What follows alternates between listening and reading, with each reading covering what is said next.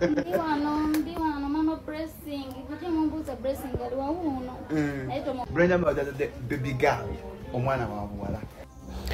Congratulations Brenda Miles essanyu mu ddwaliro nga akubyewo ka bouncing baby girl kati emboozi eri wano omwana ono amutumye blessing lwaki kati nkusaba sooka olikinge bambi n'obwomefu ateeka omutima mu comment section kakati omwana amutumye blessing ekitegeeza omukisa kati ayogedde nti byonna ebibaddewo mu bulamu bwe naddala mu kaseera ensi bwe yalowooza nti alina siriimu agenda kufa musajja mukulu oyo yeetulisizaako bomu olwensonga abantu bagamba n'asobola okuba nga yamujja mu bunya n'amutika eri namugamba njagala osooka olabemu essanyu mu ddwaliro. Brenda Miles akikoze finally ali muzungu muyina maaso awo ebyesi birungi. Tadabuza azaala dde okyawedde dda just typing congratulations ab'ebirabo abo olese ebirabo by'omwana ebirabo weebiri ebirabo by'omwana ebirabo namwe abasuubizanga blessing omuzaala ddi namuzadde muleete ebirabo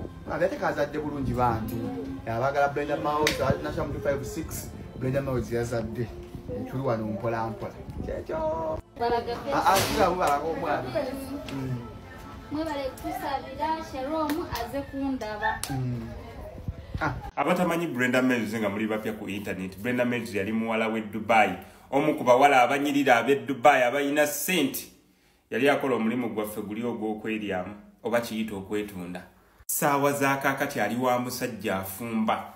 She is married and contented. Omulimu yalekeraawo gukola ayina omusajja wuuyo atandise okuzaala abaana.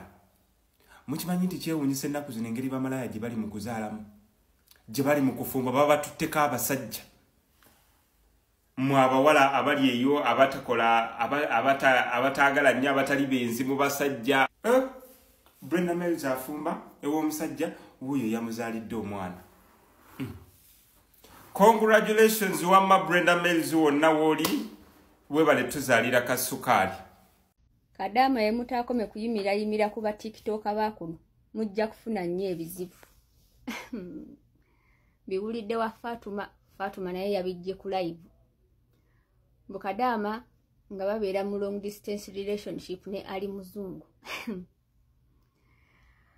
Kadama mbunga amalako contract nga kwashi ali muzungu tamukima ku kisaawe mpaka mu kayumba ke mu nyumba yoba mu nyumba ye mu muzigo gwe. Kadama nga amanyimbu ye mukazi wa ali muzungu naye kanange bakadama mbukubanga mulaba ali muzungu ayamba bana abaana bo abaana biki ne mulowooza mbu namwe abajja kubaagala. Ngena nemba tunuliyanga muyimira ku basajja b'oku TikTok nenga abanaye bakadama kiki bw'ate ali muzungu nga akubira abakazi abalala essimu nga agamba Kadama sirika. Kadama nga bamuteekako piro nga piro sound tevaayo. Kadama bamufunisizza olubuto. Ali muzungu mbu yafunisa Kadama olubuto. Bwe ali muzungu n'agamba Kadama togenda kuzaala mwana n'olunaku lw'okugyamu olubuto. Bamukozesa ne bamuwa ne ssente. Kadama ne yeepangisiriza mbu akayumba kyangaala bwe kiti. Bw'alina gy'akoleeyo mu masaaji. Manyanga bamuwe emitwalo 2. Manyanga neza renti zituuka nga tamanyi. Kadama yakomawo mu Desemba kati tuli mu gwa 6 kati emyezi 6. Annange. Ne muba kuki? Mubeera kuki? Kali mwe kubanga omuntu yesize ekifaananyi ekirungi kuneeno. Mulowooza nti Kadama no kireka newa mwe togendangayo.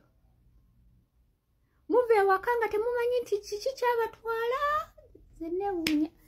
Anyway mbukati obulamu bwe bwakomekera mbwera ali muzungu ye yakomekkereza obulamu bwe.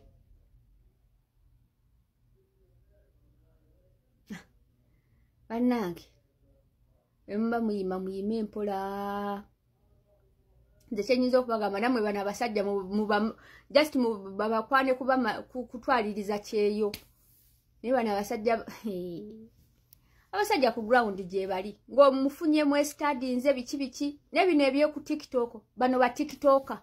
kale abasajja kwebali abamu kwebali babafuna ne banene abasajja ba TikTok banabe aba content creator omusajja nga content creator nga yasamanga nze bwenja sama waneeno omusajja nga abeera ku live motivational speaker muloza bye babeera bakola bye bibeera byebbyo